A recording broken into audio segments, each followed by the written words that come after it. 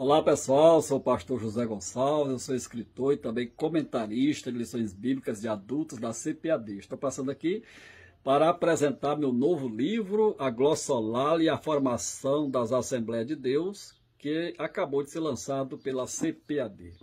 Pois bem, duas coisas eu quero falar sobre este livro. A primeira está relacionada à identidade pentecostal, especialmente à identidade das Assembleias de Deus. Eu falo Assembleias de Deus no plural, porque eu estou falando das Assembleias de Deus em solo americano, Assembleia de Deus escandinava, que também veio aqui para o Brasil, e a Assembleia de Deus britânica. O livro, como você viu no título, ele dá destaque aí ao movimento de línguas, que aí recebe o nome técnico de glossolalia. Entre os batistas suecos de Chicago, também na Escandinava, era conhecido aí como Tungomålsrörelsen, movimento de línguas, que está na base aí do processo formativo das Assembleias de Deus. Este livro, quando a gente fala de identidade, ele prioriza aí as raízes das Assembleias de Deus, o que está na base, no seu processo formativo. Então nós priorizamos aí dar voz aos pioneiros pentecostais aí da primeira geração. Então nós fizemos aí uma pesquisa com fontes primárias, que vai servir aí de subsídio, de apoio a pesquisadores, a sociólogos que têm interesse em conhecer mais profundamente o movimento pentecostal, que já é objeto de estudo há muito tempo, né? Então o livro ele vai dar voz a esses pioneiros, tanto Charles Spurgeon em Topeka, no Kansas, nós vamos dar voz também a William Seymour, em Azusa, em Los Angeles, nós vamos dar voz a William Duran, em Chicago, e a John William Estram, um batista sueco, também radicado em Chicago. Esses homens estão aí na base do processo formativo. Quando a gente fala desse processo formativo, nós demos prioridade às fontes primárias para fundamentar essa pesquisa. Então, essa pesquisa segue o rigor acadêmico, que uma pesquisa desse porte exige. Então, o livro, ao longo das suas 544 páginas, cobre essa história, né? Então, nós vamos, na verdade, amarrar algumas pontas que estavam soltas na historiografia pentecostal, né? A gente vai preencher algumas lacunas que estavam abertas.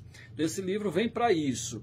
E é um livro destinado ao leigo, à pessoa comum, porque ele dá voz àqueles pentecostais que eram pessoas comuns, muitos deles simples no começo do movimento, pessoas até de pouca cultura, né, mas que tiveram um impacto muito grande no movimento pentecostal. Tá bom, pessoal? Então a identidade ela vai cobrir isso, vai mostrar isso, né, o livro vai mostrar isso, desde o processo formativo aí nos Estados Unidos,